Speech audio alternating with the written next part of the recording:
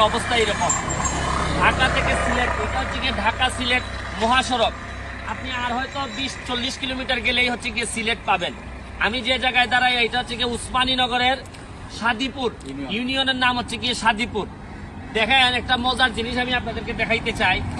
মহাসড়কের মধ্যে যেখানে শত শত গাড়ি চলতেছে, এরা পল্লী বিদ্যুতের এই পিলারটারে আনতে আনতে কোথায় নিয়ে আইছে আমি আপনাদেরকে দেখাইতে চাই। দেখেন এই মহাসড়কে যেখানে মানে প্রায় 100 মাইল থেকে গাড়ি চলে, এই জায়গার মধ্যে না আছে ট্রাফিক, না আছে হাইওয়ে ট্রাফিক, না স্থানীয় পুলিশ ডিপার্টমেন্ট। এখন এইটা একটা অ্যাক্সিডেন্টের জন্য যথেষ্ট। হয়তো নিরাপদ সড়ক চাই, আপনি কিভাবে চাইবেন? সড়কের দায়িত্বে যারা আছে তারাও জানেন না। সকাল 8টা থেকে এইটা এখানে পড়ে আছে এবং কে আর কোনো কি নাই।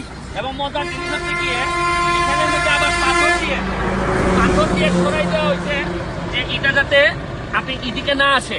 এর মানে রোডটারে অনিরাপদ করার জন্য যা যা করা দরকার, এটা এখন আমি মারা যাওয়ার পর আয় উদাস করা ছাড়া আর কিচ্ছু থাকবে না। আমি শুধু দেখাইতে চাই কত দূর এটারে রাখছে।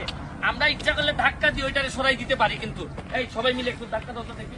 এবং আমি শুধু আপনাদেরকে জানাইতে চাই যে উসমানীনগরের যারা নেতৃবৃন্দ আছেন, যারা প্রশাসন আছেন সিলেটের উসমানীনগরের, তাদেরকে বলি যে আমি যদি হবিগঞ্জের লোক হয়ে আমার চোখে পড়ে আর আপনাদের উসমানীনগর এটা চোখে পড়ে না, এর চেয়ে লজ্জার আর কিছু হইতে পারে না। পুরা ঢাকা সিলেট শহরটারে আপনারা অনিরাপদ বানাই দিচ্ছেন। একটু ধাক্কা দিয়ে এটা আমি একটু সরাই ধরতে।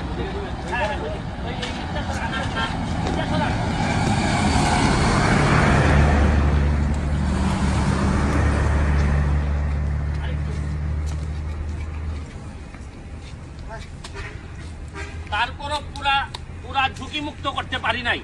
আমি শুধু এইটুকু বলতে চাই, চলার পথে যারাই যেখানে যা পান আর যারা এটা রেখে গেছেন আমার ভিডিওতে যদি দেখে থাকেন, অন্তত সামান্য বিবেকটারে কাজে লাগান। নাইলে বাংলাদেশটারে শুধু একজন আর দুইজনে মিলে বাংলাদেশটা পরিবর্তন করা যাবে না। আর এত স্বভাব খারাপ হইলে মানুষের নিরাপত্তার কথা যারা চিন্তা করে না, তারা আসলে প্রকৃত বাংলাদেশের কোনো দেশপ্রেমিক না। এরা বাংলাদেশটারে বেছে দিতে চায়। এই পর্যায়ে লাইভ থেকে সাদিপুর ইউনিয়নের উসমানীনগর থেকে বিদায় নিচ্ছি। থাবড়াইয়া দাঁত ফালাইয়া দিব শালার পুত্তর।